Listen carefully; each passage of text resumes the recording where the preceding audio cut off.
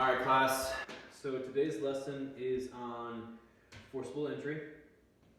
You guys should have read the chapter beforehand, so we're going to go through it. Basically, what we're going to be doing today is we're going to talk about forced entry, what it is, and how we can utilize it, as well as how it can save lives. And once we finish up with the in-class session here, you guys should have also gone over your JPRs and learned on what step-by-step process you're going to be doing when you actually do go and do forced entry on a door.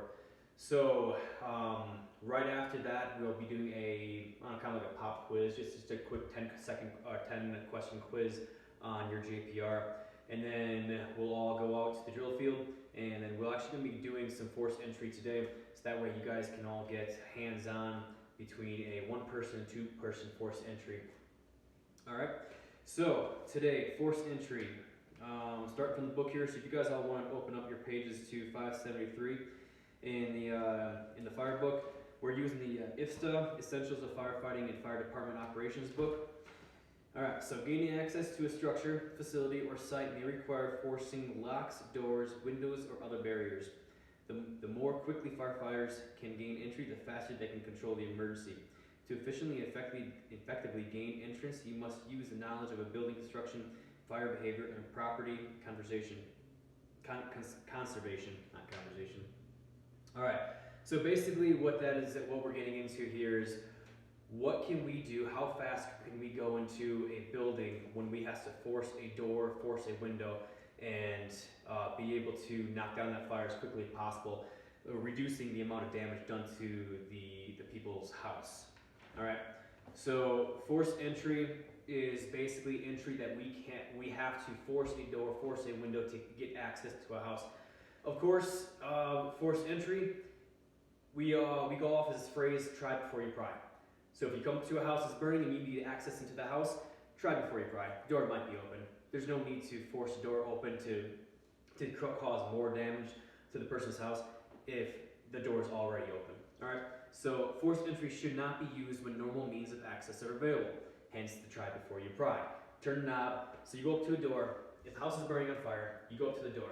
You want to see what kind of frame it is it an inward swinging door or is it an outward swinging door? Now you're going to go up to the door and you're going to check for heat. Why are you going to check for heat? Well, if there's a fire in the house, if there's smoke coming out, you're not sure exactly where the fire is. So if you go and you check for heat, and there's heat on that door, more likely that fire is going to be on the opposite side of that door. Meaning you might not want to go and breach that door, because the second you open that door, you're feeding that fire all that oxygen, and then also you have a backflash in your face. All right. So now, if that door is cool, then see if that doorknob is open. If that doorknob is open and it's not locked, go ahead, open it up. Just make sure you have control of that door. That way, you're not allowing more oxygen into that fire to build that fire bigger than what you want it to be. All right, so at every door and window, remember the first try before you pry. The door or window may be unlocked, can be opened in a normal manner. Secondly, especially on commercial and industrial occupancies, look for a lockbox near the main entrance. So residential areas probably do not have a lockbox, meaning try before you pry. If the door or the window does not open, definitely use forced entry. Now, on commercial buildings, if the doors, windows are not open, there might be a key code or a lockbox somewhere nearby that you have access to that allows you to open that door. That way you do not have to damage the door and you have full control of that door as you're opening up into the fire. All right, so using a door key or numeric keypad combination found inside lockbox avoids unnecessary damage to the property and may allow quicker entry than having to force a door or window. It is going to be a lot faster for you guys to access a door if you have a key, rather than trying to force that door using whatever tools you have, because you don't know what that door is being reinforced by. It could be a drop bar, it could be multiple padlocks, it could be multiple hinges on one side. You could have a security gate on the opposite side of that door, meaning once you force that door open, crap, you've got a security gate to go through now too. So if you got a keypad and you got a lock and you got a key to open that door, use it. It's going to be a lot faster for you guys. All right, so think about, everybody here lives in an apartment, condo, house. Think about the doors that are on your guys' house. You have your exterior door and you have your interior doors. So your exterior door is going to be more of a solid core door, meaning it's going to be solid through and through. Where your interior door is going to be much lighter weight, they're going to be hollow core. meaning if you need to force those doors open, they're going to be a lot easier for you to force those doors. Interior doors will have more than likely one doorknob, maybe some kind of locking device on there. Exterior doors will probably have the doorknob plus the deadbolt. If you're in a different bad area of town, there might be multiple deadbolts plus a security lock on the other side. So you need to be aware of this if you're gaining entry into that apartment, house, or condo, is that you might have more than one knob. You might have more than one deadbolt going into that. So just be aware of that, you know, visually see what could be there before you start forcing that door. We're not going to get into doorknobs and locks today because we are strictly just going based upon forced entry and the technique involved in that. With going into forced entry, we are going to be using different types of tools. So different types of tools that you could be using on the job are cutting tools, axes, pick head axe, flat head axe. You could be using metal cutting devices such as bolt cutters, hand saws, power saws. You could also be using chainsaws to get into, like, say, a garage door. So besides windows and doors, you could also be having overhead doors, garage doors that you may have to be accessing to as well. That'll be something we'll be touching on later. Today, we're just going to be doing inward and outward swinging doors. And the tools that you guys are going to be using are going to be our prying tools. They're going to be manual prying tools. So the tool you'll be using is the Halligan tool along with a flathead axe. The Halligan tool is going to be your main tool that you're going to be using to gain access into that, while the flathead axe is going to be used by your partner to help assist that Halligan tool to get into between the door and the door jamb. All right, so that being said, a couple techniques that we use going into the forced entry part is that we are going to go and use the Halligan. You guys kind of saw the JPRs, you read up on those. You're going to use the Halligan tool. Before you approach the door though, you have the Halligan tool in hand. You're going to size up the door. You're going to see if it's inward swinging, outward swinging. You're going to go up and you're going to feel that door, check for heat. You're going to try before you pry. If it's locked, you go ahead and make sure your air is on and make sure that your partner is ready for you behind you. And then you can go and basically the step-by-step is place the fork of the Halligan bar just above or below the lock with the bevel side of the fork against the door. So you're going to be going to the most reinforced part of the door with your tool. Once you get that fork of the tool established into that area of the door, you're going to have your partner with the flathead axe be able to knock that fork into that door a little bit more. Reason being is that you guys are going to have to communicate every single time. Once you're ready, once he's ready, you got to communicate back and forth. This is going to help you guys establish kind of a team environment here. All right, so angle this tool slightly up and down. So that Halligan tool is going to be slightly up and down as you're moving it just to wedge it in a little bit more. Once you're ready to go, strike the tool on the back side of the flathead axe. Drive the fork end of the tool past the interior door jamb. Move the bar slowly perpendicular to the door being forced to prevent the fork from penetrating into the door jamb.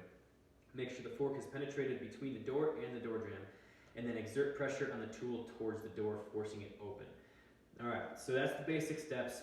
Easier said than done. That's pretty much it for the book. Now, we kind of talked about the technique, we talked about the doors, we talked about the locks, what reinforcements we could have, how can it save lives? Well, everybody here knows that if you're going to be getting called to a house that's on fire, and there might be potential bodies in that house, you're going to need to be efficient, you're going to need to be quick, and you're going to need to be on point, being able to force that door as quickly as possible, because the more time you take to get into that house is the less time they have to live. All right, so that being said, we are going to actually head out to the drill period here in a little bit. We're going to run through a couple videos here. I've got the video of the JPR, which is actually taken at Pikes Peak Community College. That goes to the actual visual step-by-step that you guys are going to be doing out on the drill field. And then we're going to watch a video on an actual house that's burning, watching firefighters do the breaching. And then we're going to watch another video on irons and ladders. It's a different type of technique for forced entry. It challenges you and makes you think different ways, just because forced entry on different doors is never going to be the same anytime.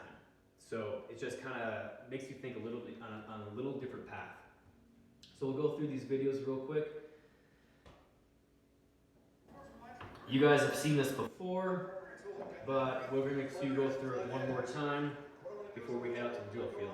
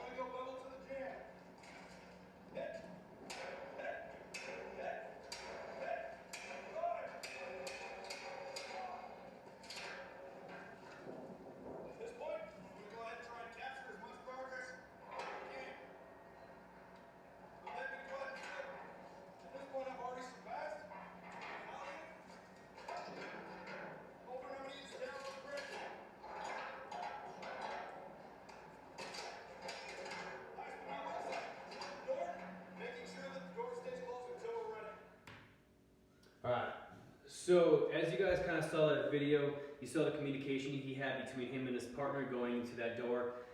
You also saw at the very end there that he actually controlled that door. Why do we control that door as that door opens up? If we have a fire in that door, and that door opens up, and you don't control it, all that extra oxygen being sucked into that room, increasing that fire. We want to control the fire. We do not want to let that fire get out of control. So as he accessed that door and forced that door open, you notice he took the Halligan, the tool he had, and he actually grabbed the door and brought it back in. He brought that door back in to close it to not allow any more oxygen to get in there until his team is ready to go, and once they're ready to go, then they're going to go. So we'll watch the videos here in a little bit, but before we actually go into get out to the drill field, I want to let you guys know that we got that test to take. After the test, once we're all finished up, I'll clip the papers, and then once you guys get out there, get your bunker gear. I want you guys to get your tanks. We're going to be going on air this time, all right? The reason I want you guys to get used to going on air because you should be going on air every time you approach a house. There's poisonous gases in there. You don't know what's burning inside. So the second that you approach that door and you open it, you don't know what you're breathing in. So I want you guys to get used to doing forced entry on air. Also have your PPE. So everybody's going to be having glasses and ear pro on as we get out there. We're going to be separating it into 3 groups, talking about the different types of forced entry on different doors.